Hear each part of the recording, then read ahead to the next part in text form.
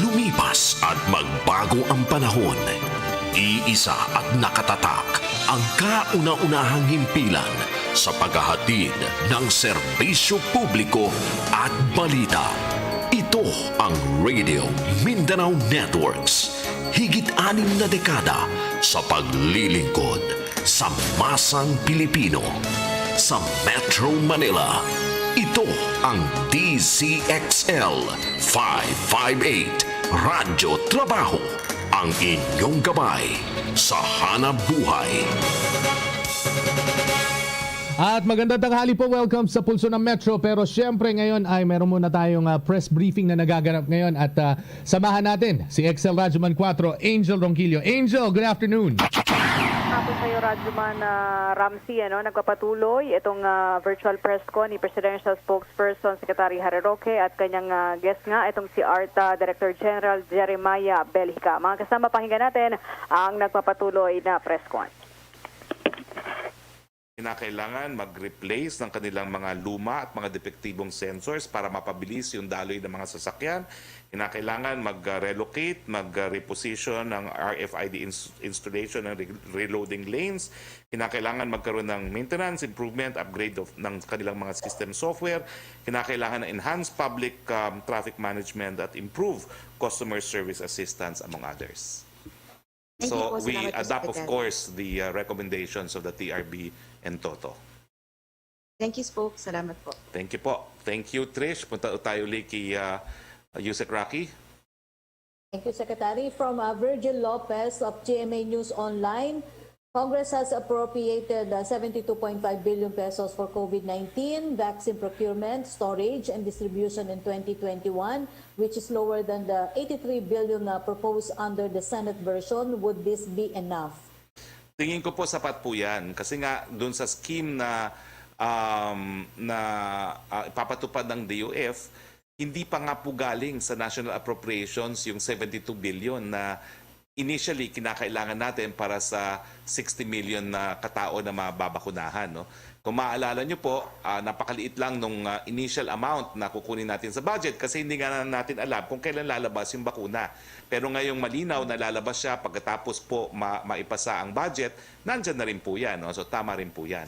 Pero bukod pa po dyan sa na-appropriate na ng Kongreso, nandyan pa rin po yung mga pwede nating utangin na napakaliit naman ng interest rates sa mga multilateral lending agency gaya ng ADB at ng World Bank at saka doon sa mga bansa mismo na nagmamanufacture ng bakuna.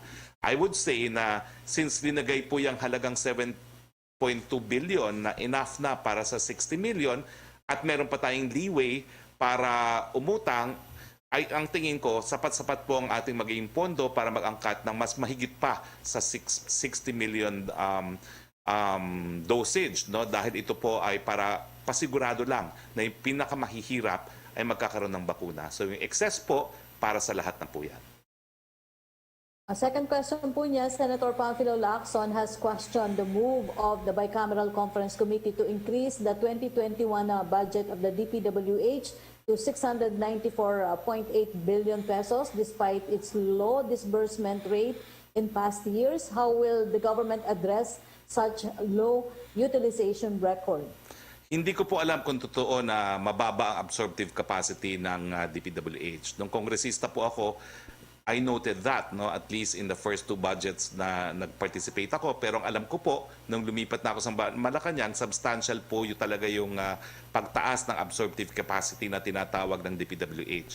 At ang DBM po, yan din ang dahilan kung bakit binabawasan nila yung pondo ng mga ahensya pagdating po doon sa budget na pinopropose ng Malacanang. Dahil bakit nga naman sila magpopropose ng mas mataas na budget kung hindi naman nagagastos yung budget sa mga nakalipas na taon. So ang aking sagot po dyan, I'm not sure if the DPWH absorptive capacity is very low. I've not had the opportunity to verify, but I will check. But I can assure you po na yan po yung dahilan kung bakit yung mga ilang ahensya na kinu-question ng mga senador at mga kongresista kung bakit maliit ang budget na binigay ng DBM, yan nga po ay dahil sa tinatawag na absorptive capacity. Kung hindi nagagastos ang pondo ng mga nakalipas na taon, bakit nga naman sila bibigyan ng mas mataas pang pondo? Ang third question po niya, given President Duterte's constant tirades against the Makabayan Bloc and the CPP, NPA, NDF, is the President's leftist tendencies before and even after he assumed office just for show? Well, alam mo, ang presidente naman po, prangka eh.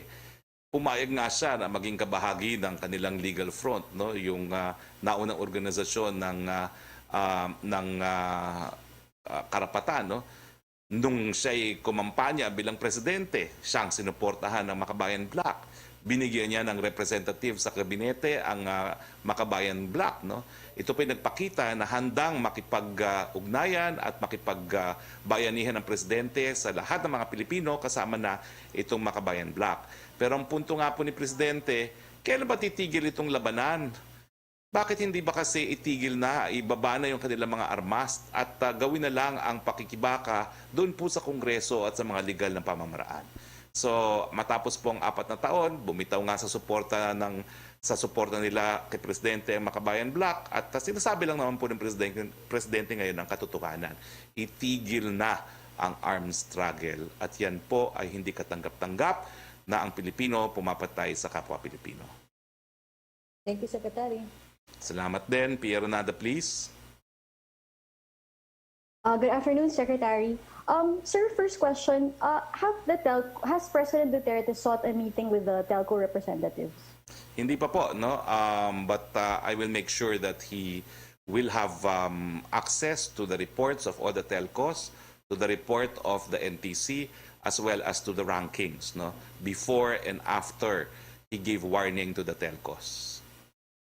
Right. And then, Secretary, second question, it's been almost a month since President Duterte allowed advance payments for vaccines. May we know when we expect to make our first advance payment? Well, I will have to clarify that. Si Secretary Galvez was supposed to be our guest today. No? The regular updates talagang kinakailangan natin from him, no, as vaccine czar. Pero the target remains that Sinovac will be the first that we can use to vaccinate our people, and it will be in the first quarter of next year. So, sir, it's a sure thing that Sinovac will be the first vaccine to be approved? That's in the timeline of the vaccine czar. All right. And then, sir, is an EUA necessary for the advance payment to be made? Is that what we're waiting for? Hindi naman po, no? What we're waiting for is, number one, magkaroon ng supply. Yan po talaga ang problema, yung supply. Pagdating po sa financing, wala na pong problema yan because both the ADB and the World Bank even have already lending window facilities for the vaccine. No? But you're correct, EU will also have a lending facility. Yan nga po yung tinatawag natin mga bilateral agreements with lending institutions from the countries that manufacture the vaccines. Sir, I meant yung EUA, yung Emergency Use Approval, Authorization. Is that required, sir, for us to make the advance payment? Kasi, sir, when you talk about supply, diba, we're actually paying in advance so we can get a supply. Hindi so, sir, po, do we need to wait for the EUA, Emergency Use Authority, just to make the payment? I don't think so, no? Kasi ngayon sa COVAX facility, at ito naman po ay isang programa na sinusulong ng WHO, talagang kabahagi po yan na ikaw ay magbabayad maski walang kasiguruduhan na magagamit yung bakuna, no? So, hindi po kinakailangan yung EUA. So, sir, for the COVAX, when do we expect to pay the advance market commitment? I'll have to check, no? Pero ang sabi ko nga, pagdating sa AstraZeneca, no? And nagkaroon na po ng tripartite agreement at in advance na po ng private sector yung order natin sa AstraZeneca. Okay. But sir, last pahabol lang, sir. Just to clarify, when was the last time the President held a cabinet meeting? And when will be the next cabinet meeting? The last time was just recently. I forget the date, no? But I think it was just recently, no? Sir, December? No, not December. It was, kailan ba yun? Hindi ko alam kung November or October yung last time, no? Full cabinet meeting. But I was given notice that there might be another cabinet meeting this coming Monday. All right. Sir, how come hindi na po regular yung cabinet meetings? It used to be every month. Well, COVID. I think that's a very good reason, no? Sir, hindi kaya yung virtual cabinet meeting? Alam mo niyo po, mas gusto ni Presidente na pag-cabinet meeting, napupulong niya lahat talaga, no? But anyway, regular naman po ang address ng Presidente sa taong bayan. Thank you, Pia. We go to Yusek Rocky. Sa Secretary, nag-follow up lang po si Samed Denilla ng Business Mirror about do sa budget kasi na-ratify na nga daw po. Kung nasagmit na daw po ito sa Office of the President, if no, may commitment kaya ang Congress kung kailan nila ito isasagmit? I will have to repeat what I already said. No? As of 12 noon, bago magsimula ang press briefing, chineko po, wala pa pong natatanggap ang Office of the President. Opo, ang question pa rin po ni Samed Denilla, dahil sa nasabing development is Malacanang daw po already sure the 2021 national budget will be passed on time. We will take all steps necessary para maging batas po ito on time, pero hindi po isasakripisyo o isusurrender ng palasyo, ng presidente, yung kanyang kapangyarihan na pag-aralan ang budget at siguraduhin na walang dapat na item ng appropriation na dapat ma-veto. So the President will still exercise his power of review and his power of line veto. Opo, may pahabol lang po si Ace Romero. How will the bribery allegations against Sinovac affect the government's plan to buy vaccine? Closest doses from the Chinese firm. Is the government concerned given the accusations involve alleged bribery of regulators? Well, consistent po tayo na papayagan lang natin magamit ang mga bakuna na napatunayan ng ligtas at mabisa laban sa COVID-19. Buong buo po ang tiwala ni Presidente kay Dr. Domingo. So pagdating po dyan sa mga allegations on bribery, tingin ko po hindi mangyayari yan sa Pilipinas. Thank you, Secretary. Thank you, Yusek. Joseph Morong, please. Sir, good afternoon. Sir, sa vaccine, no, status check tayo. And I asked this question in the context of news na yung Canada will also have Pfizer and they will start distributing this. Tapos yung mga yung Indonesia is ready to receive yung delivery. Status check tayo, sir. What vaccines ang meron na tayong signed commitment for delivery? And how many doses are those? And kailan yung pag-deliver? So far, ang alam natin yung AstraZeneca has committed to 2.6 billion doses. 2.5 ata. And Sinovac, you more. said. Oo. Well, so far, ang alam ko po is Sinovac. Hindi ko po dala yung ating timeline, pero sa susunod, dadaling ko po. Pero ang punto lang is, pagdating po ng first quarter, magsisimula na rin po tayo ng pagbabakuna. And that is possible because we've signed a document with Sinovac, or these are just verbal negotiations? Napakahirap sagutin po yan kasi mayroong mga non-disclosure agreements. No? Ang sabi ko nga kay Sec Galvez, bagamat hindi ko naman siya paghihimasukan, gusto ko makita yung mga NDUs na napirmahan na natin para alam ko rin kung anong po pwede kong sagutin at hindi po pwedeng sagutin. No? So let me first review the NDUs and then I will answer. No? As a lawyer. Pero siguro ayaw ko namang na mawalan pa tayo ng bakuna dahil kung ano-ano mga sinasabi natin dito sa press briefing. No? So let me review first the individual non-disclosure agreements that we have signed. All right. So far, sir, it's safe to say that ang sure natin na may bakuna tayo will come from Sinovac and AstraZeneca. Sinovac, no amount yet, no? So, I think we are also sure because the agreement with Pfizer was brokered by the DFA, no less than Secretary Locsin and Secretary Pompeo. But Pfizer will come in the second and the third quarter. So tatlo, sir, no? At least the signed, sealed, delivered, will be delivered. Yes. Okay. Sir, be honest, nahihirapan ba tayo, sir, to procure? Hindi naman ako nagsisinungaling ever. Hindi naman tayo nahihirapan. Kaya lang, katotohanan, siyempre, mga mas mayayamang bansa, kinorner na lang yung supply. Pero meron naman tayong mga pamamaraan. At hindi naman po katanggap-tanggap kay Presidente na hindi tayo magkakabakuna dahil siya nga yung parang kauna-unahang leader sa buong daigdig na sinasabing nandyan ang bakuna, no? At matatapos na itong pandemyang ito. And I think Secretary Galvez will take the cue from the President to do anything and everything that is necessary para magkaroon ng bakuna ang mga Pilipino. Sir, ito po ay question ni Tina Mendez. So this is a charge against her allowed number of questions. Sir, may nagpabakuna ka na raw sa Sinopharm? Ha? Nagpabakuna ka na raw, Sinopharm? Nako, hindi ko po alam kung ano yung tanong na yan. That's from Tina, sir. So that's not true? Ay, nako, hindi pa po. Okay. Sige, sir. Sir, yun na lang, last na lang, yung sa testing. Remember in March, we had a little situation with Trish when we were asking you about the mass testing. And now it has dawned on the President na, well, mukhang ang one of the pillars against the spread of COVID is testing. First question, bakit parang belated realization on the President? And number two, is that even possible to provide free, this is according to the President's wishes and guidance, na free testing for all, no qualifiers, just free. If you want to get tested for COVID, you'll get it.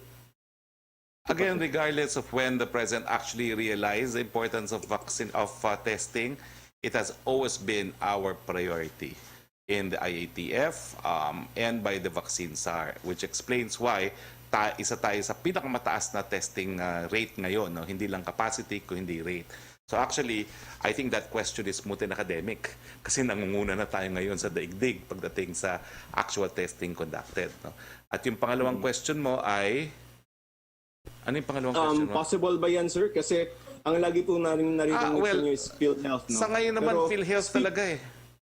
Sa ngayon, PhilHealth ang nagbabayad, no?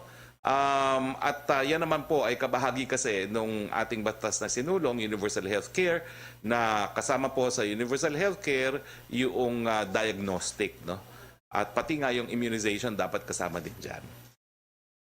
And since yung Universal Healthcare makes everybody a member of PhilHealth, sir, ito also for my education, no? Talk to the regular individual na worried na baka meron siyang COVID but doesn't know how to go about testing. Kanino siya pupunta and talaga bang Red Cross? Pagpunta ko doon talagang zero cost at all. Walk us through the process.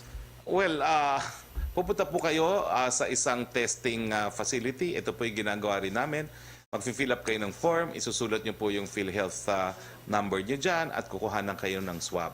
At pagdating po sa Red Cross, depende po kasi yan sisingilin nila kung donated o hindi donated ang machines at saka ang kanilang ano tawag doon, yung testing kit, no? Pero sa tingin ko po dapat wala ng bayad dahil yung binabayad naman po ng Red Cross ay ng PhilHealth ay pasok po doon sa costing ng Red Cross except kung hihingi kayo ng certification, baka yung certification dapat po bayaran. And everybody is a member of PhilHealth, correct? Under the UHC? Yes, under the UHC, lahat ng Pilipino member ng PhilHealth. Okay, sir. Thank you for your time, sir. Okay, the last cabinet meeting was October 12, and as I said, I was given notice that there could be a cabinet meeting on Monday before the address of the President to the people. Okay, Yusek Rocky. Yes, thank you, Secretary. Question from Jam Punsalan ng ABS-CBN online. Human Rights Watch says PRD's or President Duterte's move to disown the narco list is the height of hypocrisy. What can you say about this? And how will the government prevent killings of politicians on the list? On the contrary, the President is being candid. No? The list is from intelligence sources, not from one, but many intelligence sources. And the President was addressing the concern nung pamilya ng Mayor ng Los Baños na baka napatay yung tatay niya dahil sa listahan na yan. Pero ang sinabi nga ni Presidente, iniimbestigahan naman po yung kasong yan. Hanggang ngayon, di pa natin alam kung anong dahilan kung bakit pinatay itong si Mayor po ng Los Baños. Second question po ni Jam Punsalan. On International Human Rights Day, former CHR Chair Eta Rosales said President Duterte is the single biggest enemy of human rights in the country. How is the government addressing this and boosting human rights efforts? Alam mo, matagal ko nang nakasama si Chair Eta. Lahat naman ng presidente sinasabihan niya ng mga human rights advocates. And the reason is they want to prompt government to still improve their level of compliance with human rights law. The moment human rights organizations cease to castigate governments for their alleged violations of human rights is the time when we have less effective human rights organizations. So talaga trabaho po yan ng mga human rights defenders. Bayanihan laban sa COVID-19. Dzxl 558 Radyo Trabaho Special Coverage. Mga tamad! Tingnan mo ang mga langga.